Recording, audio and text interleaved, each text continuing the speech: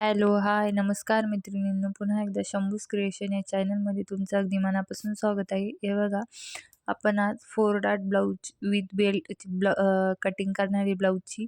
तर मी इथे हे मापे घेतले. त्यानंतर हे बघा ब्लाऊजची देखील ड्रॉइंग करून घेतलं आहे. हा फ्रंट पार्ट आहे. 4 टक्स ब्लाऊज असल्यामुळे 4 टक्स आहे त्याला आणि खालून क्रॉसपट्टी आहे. त्यानंतर स्लीव छोटी आहे. जास्ती छोटी नाही जास्त मोठी पण नाही अशी ड्रॉइंग करून घेतली मी. त्यानंतर हे बघा हा बॅक साईडचा पार्ट आहे. तर बॅक नेक देखील आपला डीप आहे. जास्त डीप पण नाही पण डीप आहे आणि फ्रंट देखील डीप आहे. दोन्हीही डीप आहे. तर हे बघा अशा पद्धतीने मी ड्रॉइंग करून घेतली आहे. शोल्डर आपलं 15.5 आहे. ब्लाऊजची लेंथ 15.5 आहे. त्याच्यानंतर चेस्ट 40 आहे. वेस्ट 36 आहे. शोल्डर टू अपेक्स 10 आहे. त्याच्यानंतर अपेक्स टू अपेक्स 8 आहे. रेडी शोल्डर 2.5 इंच आहे. स्लीवची लेंथ 7 आहे. स्लीव राऊंड 7 इंचाचा आहे आणि फ्रंट नेक 6.5चा आहे आणि बॅक नेक देखील आपण काढला आहे 9.5चा. कारण आपला बेल्ट आहे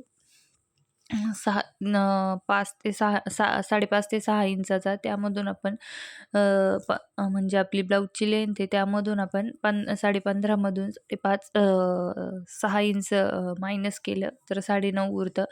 तर हे बघा हा आपल्याला असे ब्लाऊजची लेंथ पाठीमागच्या गळ्याचा लेंथ आपल्याला ती आहे 9.5. तर हे बघा अशा पद्धतीने मी सर्व ड्रॉइंग करून घेतली आहे.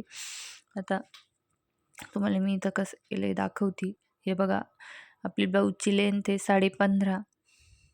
त्याच्यामधून मायनस केलं आहे मी बेल्ट. आपल्याला जेवढा बॅकचा बेल्ट तयार हवा आहे तेवढा यातून मायनस करायचा आहे. तर मी 6 इंच बेल्ट मायनस केला आहे. 9.5 बॅकचा म्हणजे जो पाठीमागच्या गळ्याचा आकार आहे तो 9.5 गोल आहे आणि उंची लांबी 9.5 आहे. तर हे बघा अशा पद्धतीने मी असं सर्व ड्रॉइंग करून घेतले. चला तर आता आपण हे बघा याच मापांवरून ब्लाऊजची कटिंग करणार आहोत. मी इथं असं न्यूजपेपर घेऊन घेतला आहे. आपण आज बॅक पार्टची कटिंग करणार आहोत. फ्रंटची पुढच्या भाग करू कारण व्हिडिओ जास्त मोठा होतो त्यासाठी आणि तुम्ही देखील बोर होशाल आणि व्हिडिओ स्किप न करता बघत जाता येईल. हे बघा मी आता इथून अशी सरळ लाईन ओढून घेतली. हा आपला बॅक पार्ट आहे त्यामुळे मी असं इथं लिहून घेते आहे बॅक पार्ट म्हणजे आपल्या लक्षात येईल. हे बघा आता आपण इथून मापे टाकणार आहोत. आपलं शोल्डर किती आहे तर अगोदर शोल्डरचं मार्किंग करणार आहे आपण.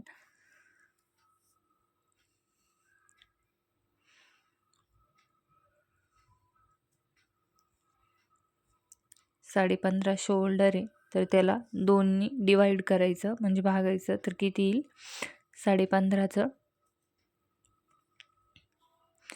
तर 7.25 मार्क करते. हे बघा अशा पद्धतीने आणि त्या मार्किंगपासून खाली 1 इंच आपल्याला डाऊन जायचं आहे. 1 इंच डाऊन कंपल्सरी सर्वांना. त्याच्यानंतर इकडून फोल्ड बाजूकून 2.5 इंचावर मार्क केलं आहे गळा रुंदीसाठी ते देखील कंपल्सरी सर्वांना सारखंच आहे. तुमचं कितीही माप राहू द्या. हे बघा आपण ज्या ब्लाऊजची अशी कटिंग करतोय ते 40 साईजचं आहे म्हणजे प्लस साईज आहे.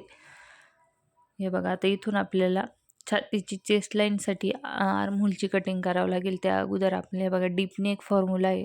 तर आपली चेस्ट किती याच्यात बघायची. आपली चेस्ट आहे 40 इंच. 40 कशामध्ये येईल तेव्हा दुसऱ्या लाईनमध्ये येते 40. चेस्ट भागिले 6 प्लस अर्धा इंच करायचं आहे. हे बघा इथं मी असं चेस्ट भागिले 6 त्याच्यानंतर बरोबर करून प्लस त्याच्यामध्ये अर्धा इंच प्लस करते. तर आपलं मार्किंग आलं आहे. हे बघा अशा पद्धतीने आता आपण इथं मार्किंग करून घेऊ. 7.25 वर मार्किंग केलं आहे इथं मी. हे बघा अशा पद्धतीने तर सरळ लाईन ओढून घेते. त्यानंतर आता या लाईन आपल्याला छातीचं माप टाकावं लागणार आहे. ते बघा तिच्या मापाला देखील आपल्याला लूजिंग द्यावं लागणार आहे कारण आपला बॅकचा पार्ट जर बॅकचा बेल्ट जर कमी असेल लूजिंग नाही दिली तरी चालेल पण आपला बॅकचा बेल्ट म्हणजे 6 इंचाचा तयार आहे तर लूजिंग द्यावं लागणार आहे. मी 40 इंच चेस्ट आहे त्याच्यामध्ये 1 इंच प्लस करून 41 वर 41 भागिले 4 केले तर 10.15 आले. त्याच्या पुढं 2 इंच शिलाई मार्जिन घेतली. आपल्याला कंपल्सरी, कारण हे बघा तुमची जर बॅकचा बेल्ट 2 किंवा पावणे 3 3.5 पर्यंत असेल तर तुम्ही पाठीच्या चेस्टमध्ये प्लस नाही केलं तरी चालेल, पण मग बेल्ट मोठा असेल तर प्लस करायचं. तर हे बघा आता मी इथं उंचीचं माप टाकून घेतलंय. उंची आपली 15.5 आहे, 16.5 मार्किंग करून घेतलंय 1 इंच प्लस करून. सरळ लाईन ओढून घेते. तर इथं आपल्याला कमरचं माप टाकायचं आहे. ते हे बघा कमर आपली 36 आहे, तर आपण इथं 36/4 करणार आहोत. त्याच्यात कमरमध्ये काही प्लस करायचं नाही, जेवढी तेवढीच घ्यायची आहे. तर हे बघा इथं 9 इंचावर मार्क करते मी. बॅकच्या टक्ससाठी 1 इंच प्लस केले, कारण डीप नेक आहे त्यामुळे आपण बॅकला टक्स देणार आहोत. बॅक नेकला नाही दिला तरी चालेल. शिलाई मार्जिन घेतली 2 इंच. हे बघा अशा पद्धतीने आता आपण आतमधली लाईन आतमधल्या लाईनला जॉईन करून घेऊ, फिटिंगच्या लाईनला. त्यानंतर बाहेरची मार्जिनची लाईन देखील जॉईन करून घेऊ अशा पद्धतीने. हे बघा अशा पद्धतीने आपली मार्किंग झाली आहे. आता आपण वरती बघूया. शोल्डर मायनससाठी आपलं रेडी शोल्डर आहे 2.5 इंच. तर हे बघा रेडी शोल्डर 2.5 इंच आहे आणि बॅकचा नेक आपण काढला आहे 9.5 बॅकचा, आणि राऊंडच नेक आहे. त्यामुळे हे बघा बॅकचा नेक कसा काढला आहे ते देखील तुम्हाला दाखवलं आहे मी. हे बघा आता हे 9 ते 11 मध्ये आपलं आलं आहे. हे बघा इथून ते बघा राऊंड नेक म्हणजे गोल गळा आहे बघा. तर 3 इंच मायनस होतं आहे आपलं शोल्डरमधून. डीप नेक असल्यावर आपल्याला शोल्डरमधून मायनस करावंच लागतं. 15.5 आहे, तर 3 इंच मायनस झालं तर 12.5 आलं आहे. त्याला 2नी डिवाईड करायचं म्हणजे 6.25 वर.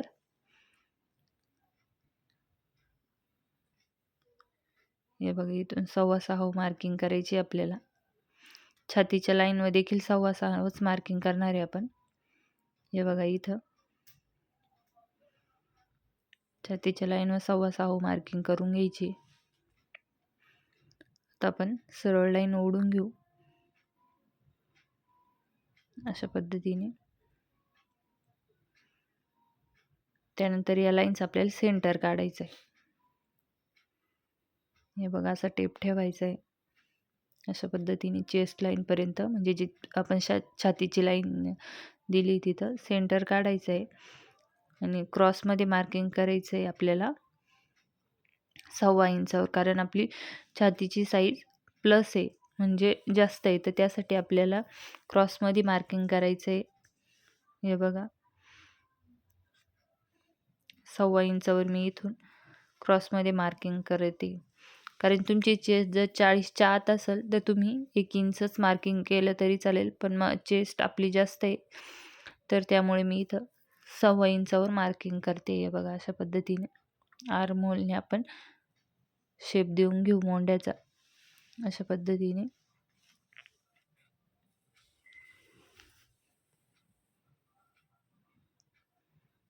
आता आपण शोल्डर मायनस आपलं हे बघा आता इथं एवढं ड्रॉ झाले ड्रॉईंग. तर आता वरती बघा जेवढं इथं मायनस झाले तेवढं आपल्याला या साईडने देखील फोल्ड बाजूने मायनस करायचं आहे, मोजून घ्यायचं आहे. तेवढंच इकडे देखील घ्यायचं आहे. बघा अशा पद्धतीने. तर सरळ लाईन ओढून घेऊ आपण अशा पद्धतीने. बघा सरळ लाईन ओढून घ्यायची.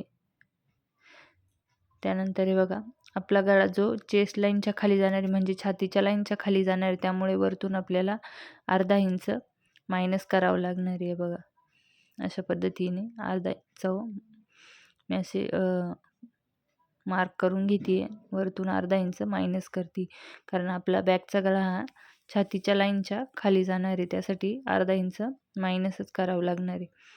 त्यानंतर हे बघ मी असं एवढं मायनस होणार तिथं अशा लाईन ओढून घेते, म्हणजे आपल्याला लक्षात येईल की एवढं आपल्याला मायनस करायचं आहे, म्हणजे कट करायचं आहे त्यासाठी. अशा पद्धतीने आता हे बघा बॅक पार्टची आपली एवढी मार्किंग झाली आहे. आता आपलं रेडी शोल्डर आहे, इथून किती आहे 2.5 इंच आहे, त्याच्यामध्ये 1 इंच प्लस केलं आहे, कारण मोंड्याच्या साईडने 1/2 इंच आणि गळ्याच्या साईडने 1/2 इंच जाणार आहे, म्हणजे 1 इंच जाईल. तर 3.5 इथं मार्किंग केली मी. हे बघा अशा पद्धतीने 3.5 शोल्डरची मार्किंग करून घेतली. आता बॅक पार्टची आपली आपण गळ्याची जी म्हणजे जे मागचा गळा आहे तो आपण फ्रंट पार्ट ड्रॉ केल्यानंतरच बॅकच्या गळ्याचं कटिंग करू. तर हे बघा वरतून अजून असं क्रॉसमध्ये थोडंसं एक लाईन इतकं स्ट्रेट असलं तर आपलं थोडासा पॉईंट बनतो तिथं, त्यासाठी मी असं एक लाईन इतकं इथं क्रॉसमध्ये अशी हे बघा जास्त नाही एक लाईन इतकंच क्रॉसमध्ये असं मार्किंग करून शोल्डरची लाईन ओढून घेते. अशा पद्धतीने हे बघा आपण आता बॅक पार्टची एवढी ड्राफ्टिंग केली. आता आपण बाकीचा जो फ्रंट पार्ट ड्रॉ करू त्यावरूनच बॅक पार्टची कटिंग करू आणि फ्रंट पार्ट आपण याच्या पुढच्या व्हिडिओमध्ये बघू, कारण व्हिडिओ खूप मोठा होऊन जातो ताईंनो. त्यासाठी मी व्यवस्थित स्किप न करता बघा, जेणेकरून तुम्हाला देखील समजेल. व्यवस्थित पॉईंट सांगितले. तुम्हाला व्हिडिओ जर आवडला असेल तर व्हिडिओला लाईक करा, कमेंट करा, शेअर देखील करा आणि सबस्क्राईब करा. धन्यवाद.